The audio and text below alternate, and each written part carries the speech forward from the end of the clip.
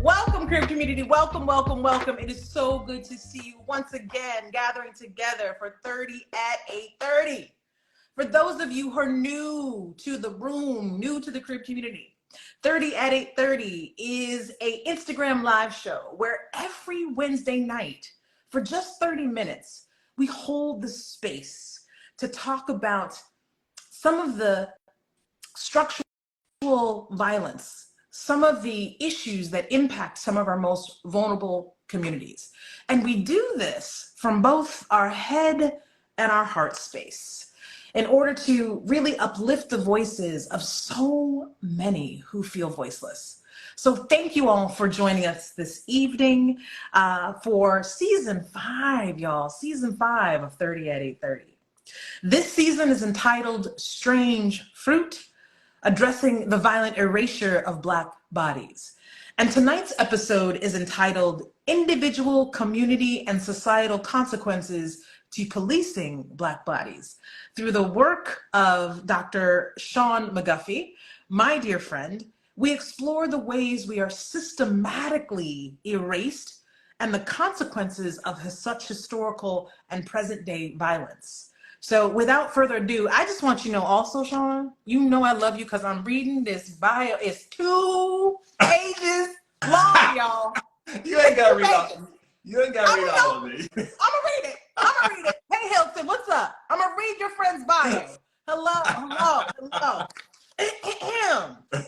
I just want to let you know who you're dealing with on tonight's show. Dr. Shawn McGuffey is an associate professor of sociology and past director of African and African diaspora studies at Boston College in the University, in Massachusetts in the United States. Shout out to my Boston College Go Eagles. He is a native of Lexington, Kentucky. Hi, Mom, if you're on the line. Hi, cousins, because I know y'all are there. Native of Lexington, Kentucky. Dr. McGuffey's professional work primarily highlights how race, gender, sexuality, and social class both constrain and create the choices survivors pursue in the aftermath of trauma. 2 of his current projects focus on sexual trauma. One examines how gender, sexuality, and race shape parental responses to child sexual abuse, and the other investigates the social psychology of sexual assault survivors in the US, Ghana, South Africa, and Rwanda. His most recent project examines Black LGBT political perspectives, and he also has served on the harassment committee of the American Sociological Association and the Eastern Sociological Society Code of Conduct Committee, both charged with developing policies around various forms of harassment. Dr. McGuffey is the recipient of 3, count them y'all, 3, not 2, but 3 American Sociological Association awards. The first, a 2006 Sally Hacker Award for Research Excellence, a 2009 Best Research Article Award, and a 2016 Distinguished Article Award. He also received an honorable mention in 2021 for the Distinguished Article Award in the journal Race, Class, and Gender. The Society for the Study of Social Problems honored him with the Kimberly Crenshaw Award in 2016, and in 2020 with the Arlene Kaplan Daniels Award for the Best Article on Women and Social Justice. I need you to know who's in the room this evening, and I'm not done yet. In 2022, he also received the Distinguished Publication Award from the Association for Women in Psychology. His award-winning research has appeared in Gender and Society, Social Problems, Du Bois Review, and Journal of Black Psychology. The Ford Foundation, Black Rape Survivor Project, a research intensive grant, and the Institute for Liberal Arts has supported his research. He has given invited lectures at the Center for Children and Childhood Studies at Rutgers University, Harvard University, MIT, and the University of Western Cape in South Africa. In Boston, he has led and served on the boards of multiple nonprofits, because he does stay booked and busy, y'all, for real. Like, I know this. That address issues of racial justice and LGBT rights, domestic violence, and youth empowerment, and has been a contributor to Basic Black on WGBH public television. Dr. McGuffey has also written op-ed and guest blog essays on Confederate monuments and white supremacy, hope and gratitude in midst of cancer, hate crimes and the Orlando massacre, the George Zimmerman verdict, and Bashir and the International Criminal Court. Dr. McGuffey enjoys practicing the arts of Brazilian Jiu-Jitsu and competitive eating competitions. Does it really have to be competitive though? Or am I gonna put you on blast and I tell everybody, it don't have to be competitive, y'all. He enjoys food, just saying. Okay. Pies and cupcakes remain his gastronomic specialties. Since the viral pandemic, he cultivates joy by making time for daily meditation, search and rescue training with one of his rescue dogs. Hi there, my lovelies. Discovering the talents of his second rescue dog, which I fell in love with. You a little slow. Don't you make fun of him. Don't you make fun of him. And baking pies, which apple pie is my favorite, and thank you for the crust. I will be calling you for instructions later. While listening to old school hip hop and R&B. Dr. McGuffey is a faculty affiliate of the Crib and someone I am truly, truly honored to call a dear friend. Crib community. This is his third time on the show, y'all. Give Dr. McGuffey a warm Crib community welcome like I know nobody can. Let's go. Thank you so much for being here, Shawn. I appreciate it.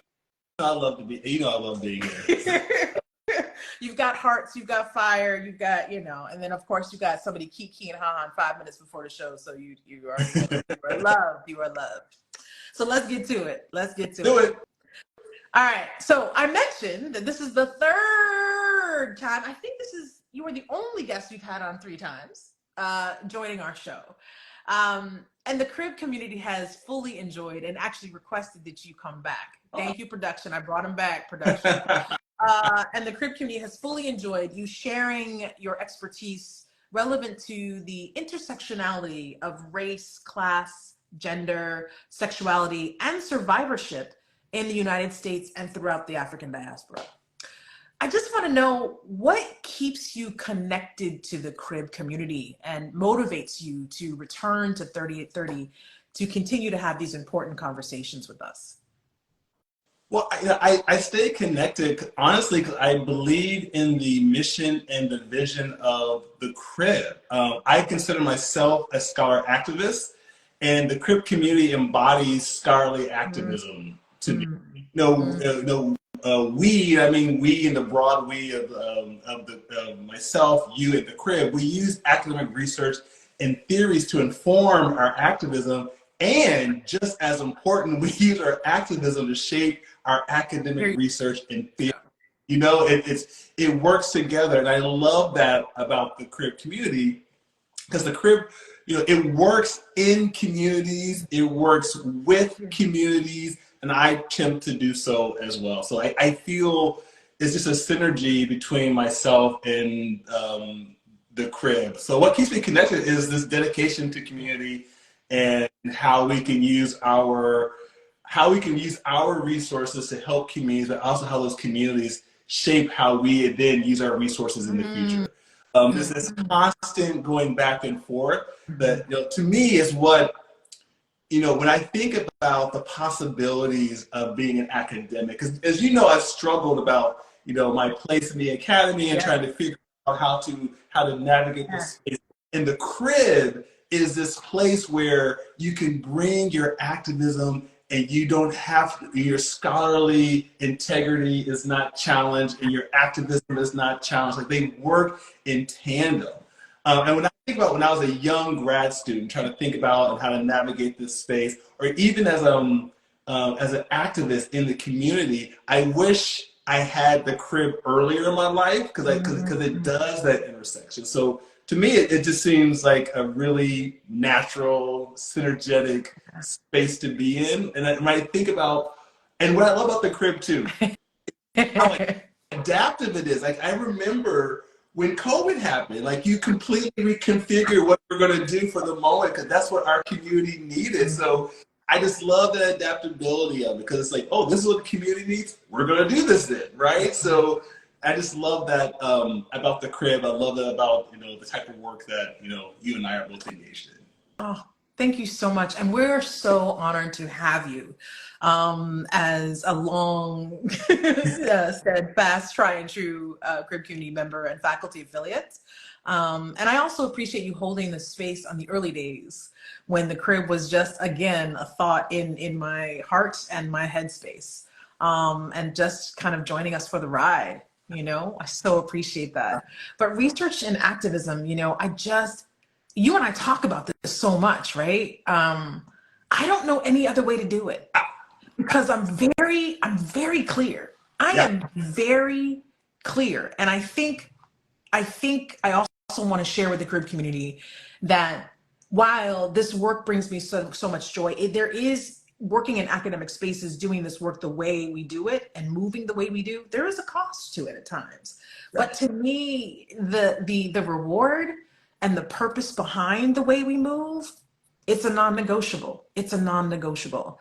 For me, it is a call to action to put community members front and center and to be of service. I am simply a vessel being used to be of service to community.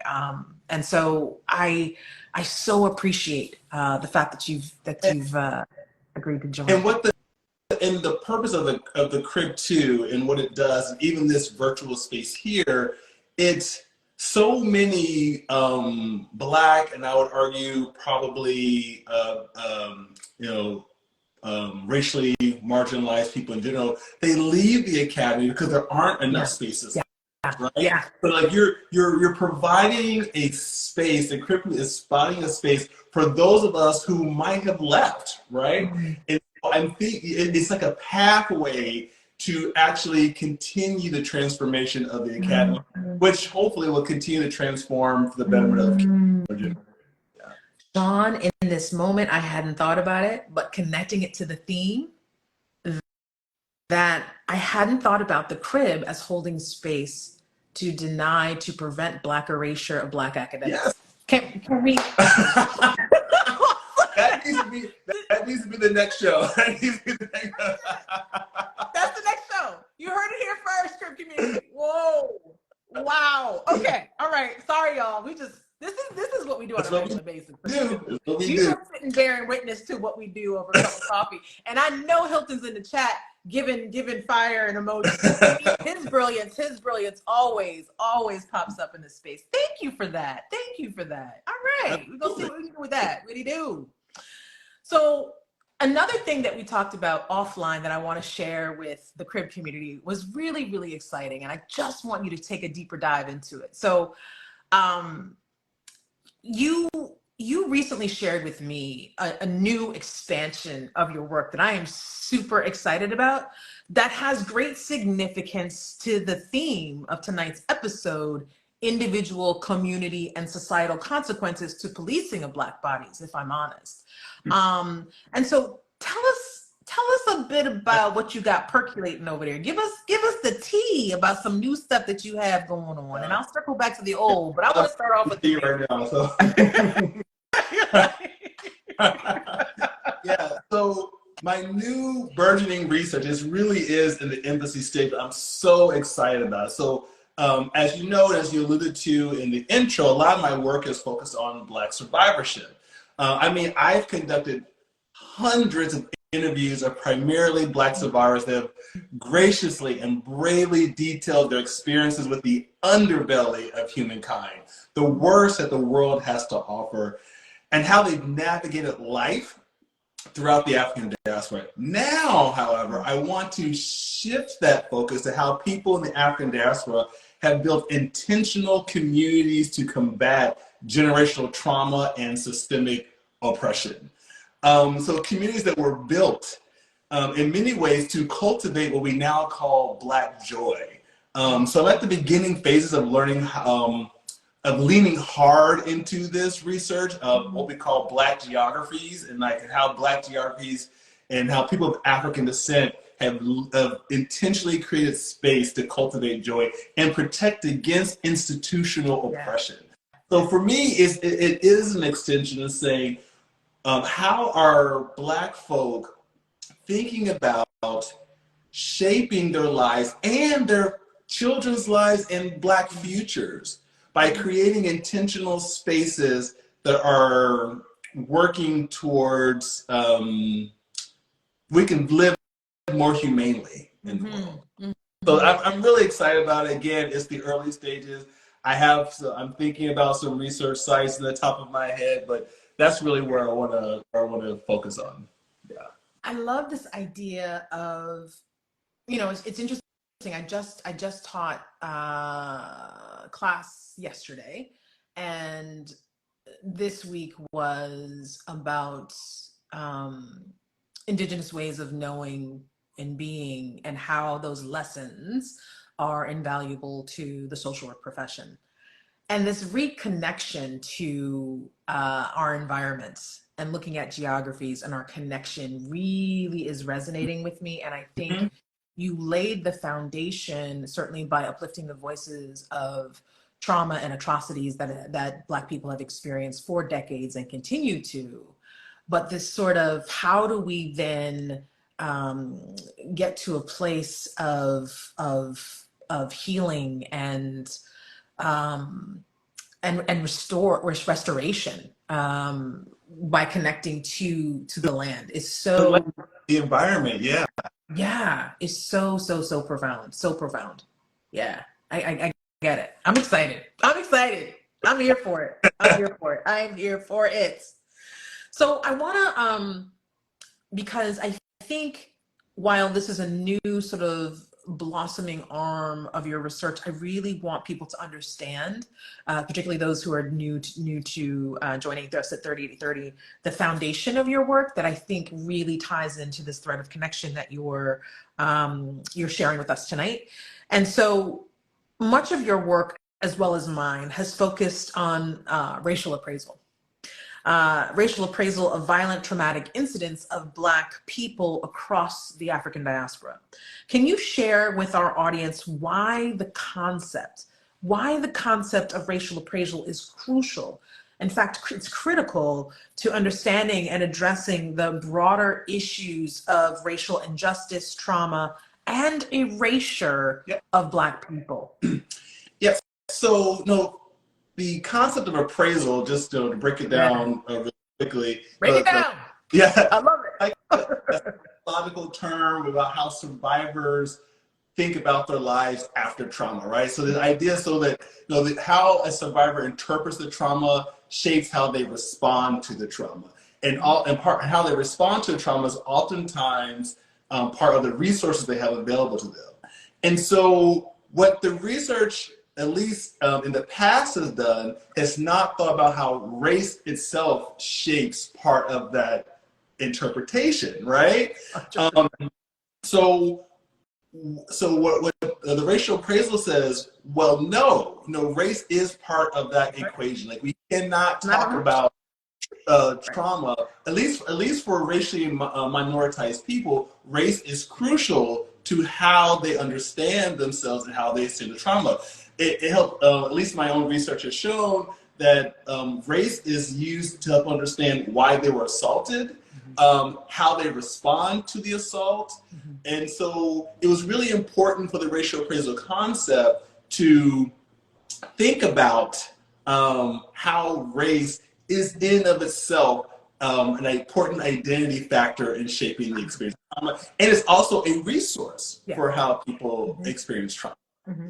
And it's something, go ahead, sorry. No, go ahead. And go ahead. It's something that is often, as you said, ignored. I think when we started talking about this, and it actually came out in my work, and we started talking, I was like, what do I call this? And you're like, oh, honey, that's racial. I was like, what? But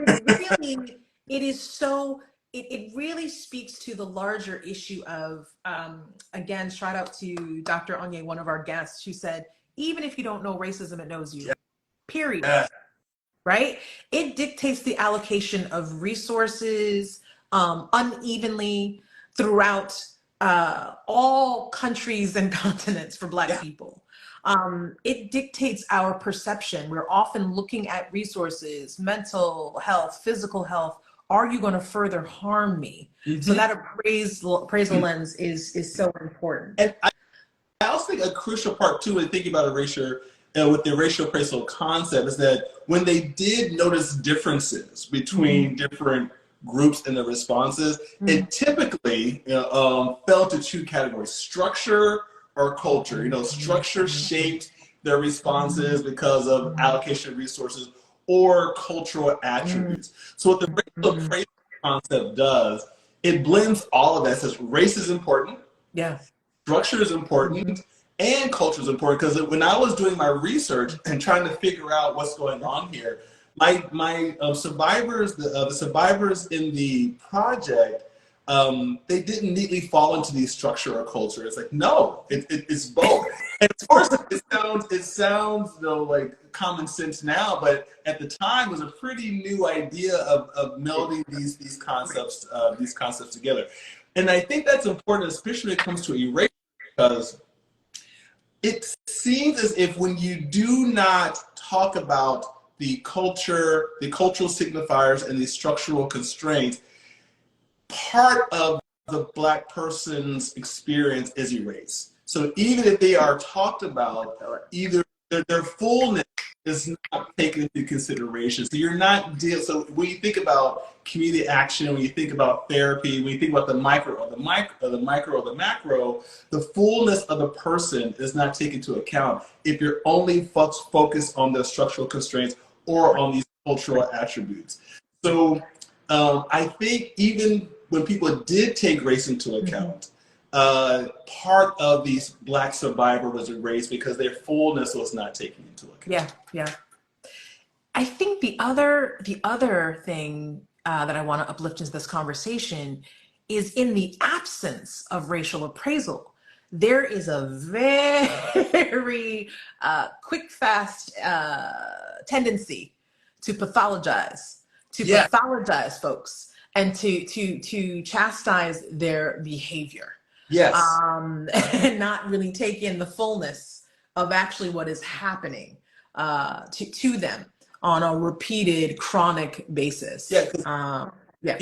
Cultural attributes take place within a social structure. And that social structure is, of course, racialized, gendered, sexualized class, and generational oppression. And so we have to think about how behaviors are taking place within a larger context. Yeah. Thank you for that. Are y'all out there, crib community? I see you dropping the hundreds, but this is, come on now. Thank you. So you've mentioned it a couple times, but I want to actually get you to talk a little bit more about your research relevant to sexual violence. Can you share with us how overt and covert policing of Black bodies, in so many ways, as we've discussed in episode 1 and 2 in particular, how overt and covert ways of policing Black bodies in the context of sexual violence impacts not only the individual directly affected, but also their communities and society at large? Absolutely. So first, I think when we talk about sexual assault, and particularly when it intersects with race, we have to talk about the historical myth of rapists and white female victims. That's been a trope that has been passed on historically, and even sometimes modern day manifestations of those myths occur. However, the overwhelming majority of sexual assaults occur between members of the same race. Black folk tend to sexually assault other Black folk. White folk tend to sexually assault other white folk. Asians tend to sexually assault other Asians. So we have to keep that in mind when we think about the social context in which survivors have to navigate with this idea of this racialized and gendered trope of sexual assault. So most criminality happens within same race networks. So in the context of sexual assault, particularly in Black communities, what I found is that Black women's bodies are not only policed, but their survivorship is also policed. How they're supposed to respond to sexual assault is also policed. And they're policed by other community members, like friends or family, saying, you know, don't talk about this, or don't talk about this aspect because it's going to make Black communities look bad. I've gone to the hospital and they worked with, therapists, social workers, people in emergency rooms, telling them how they respond because like, oh, you're a strong Black woman, you can handle this, without looking at the nuances, how that can actually encourage silencing. All of this. So what I found most terrifying is that not only are the Black women's bodies being policed, but how they survive is also being policed. Wow.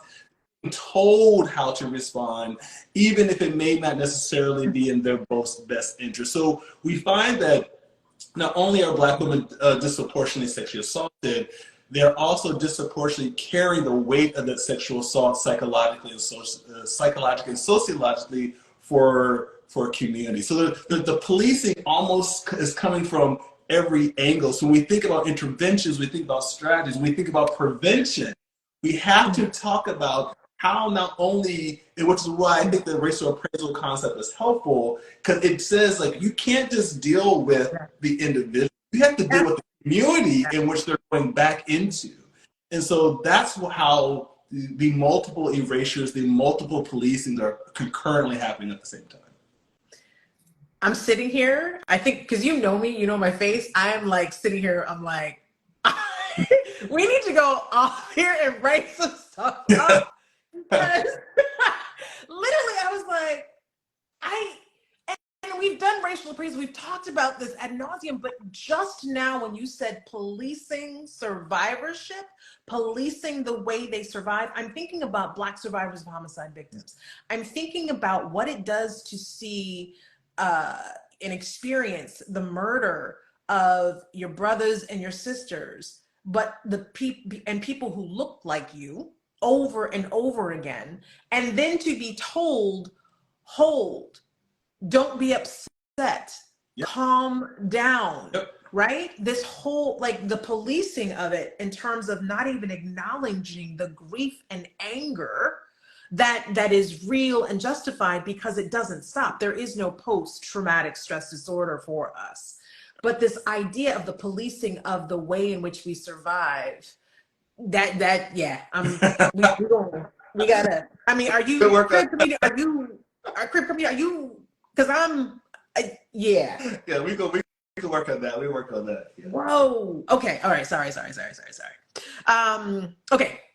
I got excited and I lost my space. Okay. Oh, all right. Okay. So your work has highlighted the ways Black individuals are harmed and silenced by policing. However, your research in North America, Ghana, South Africa, and Rwanda highlights, again, as you spoke about it now, the collective and societal impact of the erasure of Black bodies globally.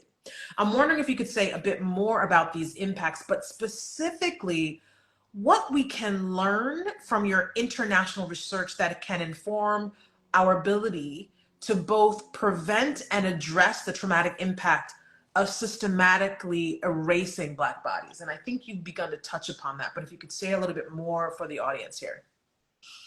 So I think the important part of the research going into other parts of the African diaspora, I found things that surprised me, you know, and I think we need to, as researchers, we need to constantly keep ourselves open up for surprises.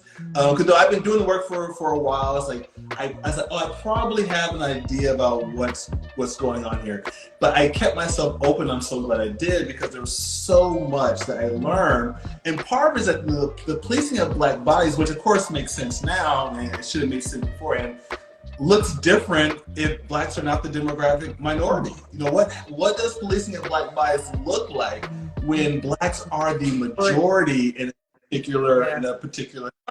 It looks very differently. You know, we have to think about the ways in which ethnicity can play a huge part. You know, the way class can play a huge part in ways in which it does not look the same in places where Blacks are a racialized minority within a particular demographic context. So it begs the question, how does race play in neo-colonial ways and policies in the African diaspora? How does colonization and the impact of neo-colonial liberal policies and international, even like international trade and tourism, what I found was the ways in which tourism shapes sexual exploitation in other countries, coming from mostly Western nations, going into African countries, and how that shapes the experience of racialized beings experiencing sexual assault.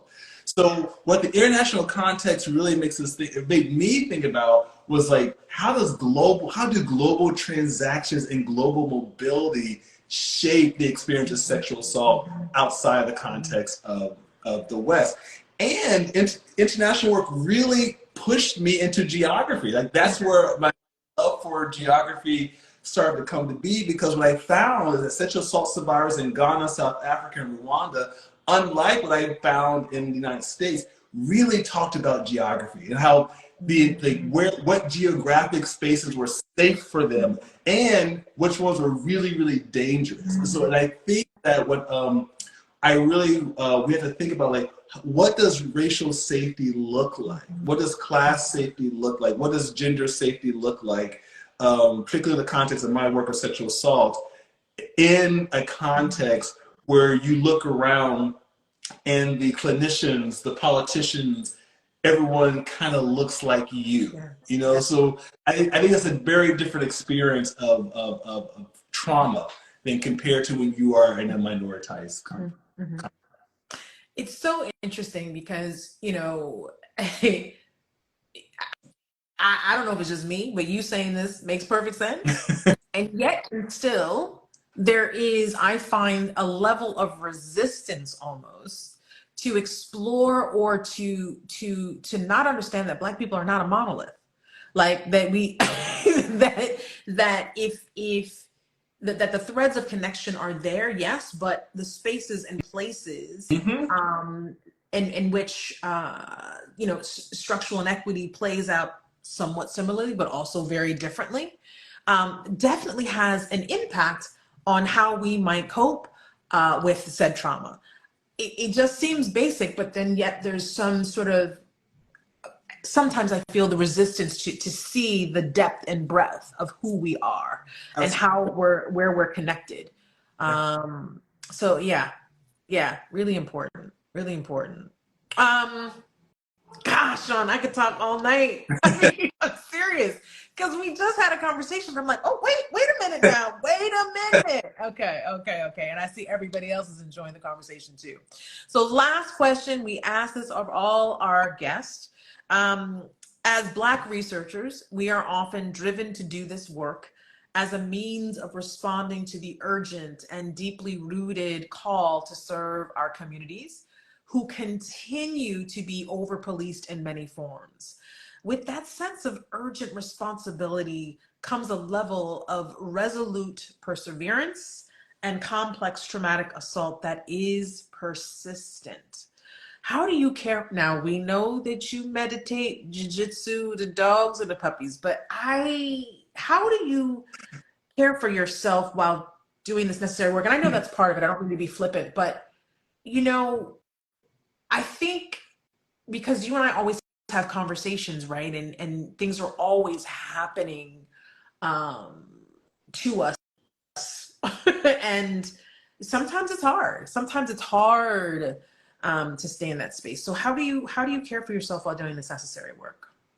Well, honestly, I have daily practices, and my daily practices that keep me rooted in many ways, the cultivation of joy. I do, like, as you know, I start my mornings with morning meditation. I know it sounds hokey, but that's because I prepare myself for the day. I try my best to see the sunrise. Yeah. I love seeing it rise. If I can get out there. I typically, I do like a 3-mile walk in the morning with one of my dogs. One of my dogs is lazy, so he stays home. Okay, I'm gonna need you Leave my boo-boo alone. I love him dearly, but I love him dearly, but he's lazy. But yeah, I meditate. I try. One of my dogs to go for a 3-mile walk. We try our best to see the sunrise. Sometimes it can't happen, but what that does for me, it prepares me for the day. Like I go into the day just like, and I try my best to carry that. Like it just really opens me up for what the world has to bring to me, good or bad. And sometimes it's just more joy. Sometimes it's more joy. Just, but as you know, this work is hard. It's hard. Like I said, I've literally done hundreds of interviews hearing about the worst things that could possibly happen to human beings. And so for me, it's just keeping that myself open with that. I think everyone needs a good therapist. I think that's also, and I say it jokingly, but it's really true. You need someone to bounce these ideas off of. I schedule it into my calendar, which I think I talked about last time too. 30 minutes every single day of joy, and in that space, it cannot be work related. I mean, it could be going for another walk. It could be trying to listen to that podcast I didn't get a chance to listen to. But I schedule it, and it's very important. I treat it just like any other meeting. Like it's in my calendar. So someone says, "Hey, Shawn, can we meet at 2:30?" And I'm like, "Sorry, I got a meeting." I don't have to tell them that meeting is with myself. I don't tell them that meeting is for my 30 minutes of joy. But it's that 30 minutes where I do something to just breathe, just to exhale and to find some sort of joy throughout the day. And honestly, I have been blessed with amazing people in my life. I'm not going to lie and say that I didn't work to cultivate amazing people, because I have, right? But I have been blessed with amazing people in my life. And so when times do get hard, I can call you. I can I think it was yesterday, one of the people on here now, we had a very funny text exchange. It was just what we needed to get through the day, right? So I have these amazing people in my life that are just really important to help me get through the trauma, because as you know, when you hear these stories, like you can't just turn it off. You can't just turn it off. It stays there. And so part of my idea is just finding joy every single day, and making sure that I keep people around me who are going to keep me rooted in the word, but also say, Shawn, you might need to step back a little bit. You may, maybe you need to step back a little bit, take a little break. Let's go out to eat. Let's go to a show, just so that we can find the space to keep that joy, because I find it when, despite how hard the work is sometimes, when I walk into a space filled with gratitude and joy, it doesn't mean I'm walking to talk to a survivor like, "Hey, how you doing, survivor?" But when I walk into space and my heart is open and big, it allows me to do my work better. When my heart is open and big, as opposed to when I think, "Oh, this is hard," right? And so for me, the cultivating of joy is a necessity to do the good work. Yeah, it's so necessary. And I just have to say, some of our favorite friends in the chat are saying he does self-care well. and one of my sisters that I owe a phone call to said shoe shopping. Oh yeah, because we all have that that three of us have that in common for sure. But you have given me that message, and it took me a while. And it actually took me doing a reset over sabbatical and really starting to think. Now, I haven't perfected it by any means, but it let me know, and I started off this season, that my respite must be revolutionary. I must protect my peace by any means necessary. And I've noticed that as a result, I start to move differently. I no longer work 7 days a week. It's not getting done after 8 o'clock. It's just not getting done. I have to be okay with that. And then just today, I am so behind in all the things, but I took time to walk outside for just 15 minutes to see the sunshine. And it really does help center you in a way that I was quite surprised when I put that into my daily practice. So thank you for that. And I think those are the things, crib community, that we can do that are necessary so that our heart and headspace is not erased, that it can be maintained. So thank you so much, my brother, for that. All right. It's so good to see you. It's 9:07. We started early, now we ending late. Folks are like, come on now, come on. Listen, Shawn, it's so good to see you as always. Thank you so much for coming on and sharing your gifts and your knowledge, your joy and your energy. I so appreciate you. Always, I appreciate you too. Yeah. Crib community, as always, from our crib to yours, stay safe and keep well. Good night. See y'all later.